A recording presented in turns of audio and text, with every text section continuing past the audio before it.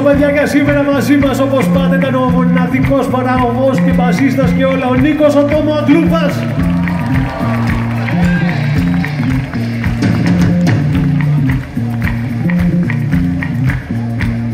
Στα τύμπανα ο ένας και μοναδικός Κρήτον Μπελόνιας.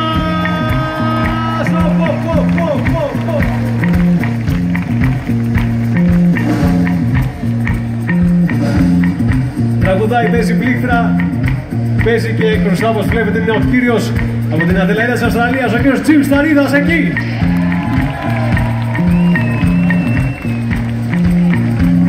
Εκτός από την κριτική έχουμε και Αμοριανή Ραχή, παιδιά, εμείς Αμοριανή Ραχή από τον Άκη Ραγγελίδη.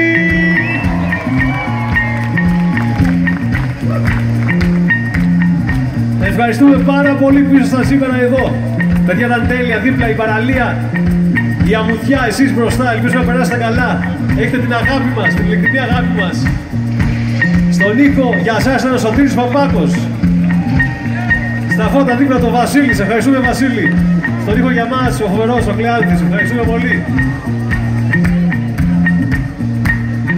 Μαζί μας όπως πάντα ο Νίκος Παναβέγιας, αδερφός που μας ακολουθεί παντού και μας τρέχει και τον τρέχουμε. Και κλείνοντας λοιπόν, να σας πω το εξής.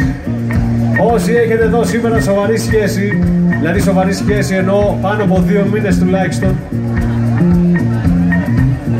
πιάστε την σύντροφο, το σύντροφό σας ό,τι είναι και δώστε ένα παθιασμένο φιλί στο στόμα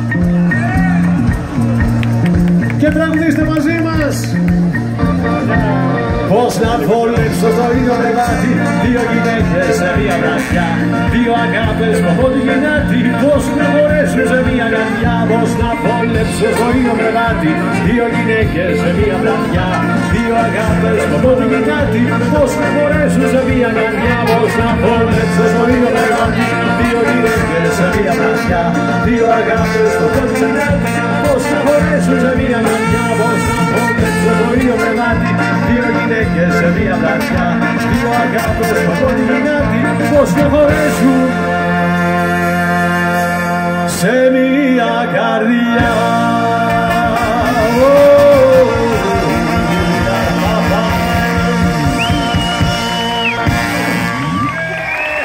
Σας ευχαριστούμε πολύ παιδιά, ευχαριστούμε και τον Δήμο Φέστου. Να είστε όλοι καλά.